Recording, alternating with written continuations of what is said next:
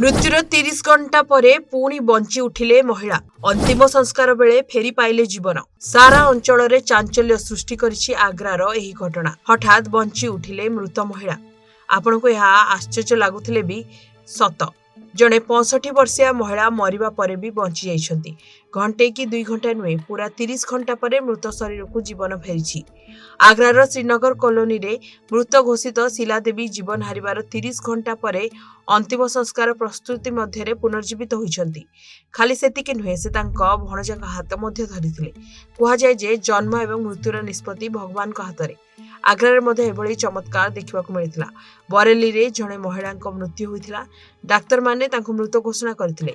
तापरे तांको पुओ तांको मृतदेह को आग्रा को आनिथिले।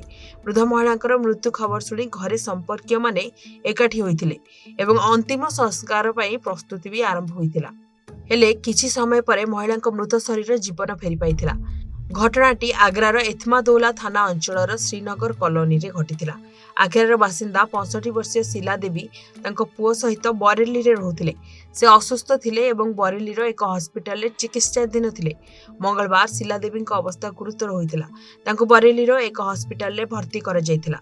सेठारे डाक्तर तांको मृत घोषणा करथिले। 30 घंटा परे महिला शरीर रे हलचल देखा मिला। परिवार सदस्य माने दाबी करिसेंति जे महिला जनक तांको भणजार हाथ मध्य धरिथिले। यह समग्र अंचल रे चांचल्य सृष्टि करिथिला एवं महिला को तुरंत हॉस्पिटल रे भर्ती करा जायथिला। महिलांकर बंची जिबा खबर निया परि पापिगला। महिला जनक जीवित थिबा खबर पाइबा मात्रे श्रीनगर कॉलोनी रे भीड़ जमा होइथिला। समस्ते एही घटना को एक चमत्कार ठारू किछि कम भाबु नथिले। परिवार लोके शीला देवी को आग्रार एक घरोई हॉस्पिटल को नहीं जाइथिले, जेउठारे से वर्तमान डाक्तरंक तत्वावधान रे चिकित्सित अछंती। अनेक यह चमत्कार बोली कहूथुवा बेले केउ परिस्थिति रे डाक्तर माने महिला को मृत घोषणा कले से नहीं मध्य विभिन्न प्रश्न उठुछि।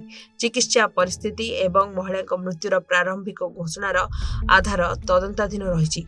शीला देवी वर्तमान आग्रार एक घरोई हॉस्पिटल रे चिकित्साधीन अछंती। डाक्तर माने तांको अवस्था उपरे कड़ा नजर रखिछंती। ब्यूरो रिपोर्ट, जनगण टीवी।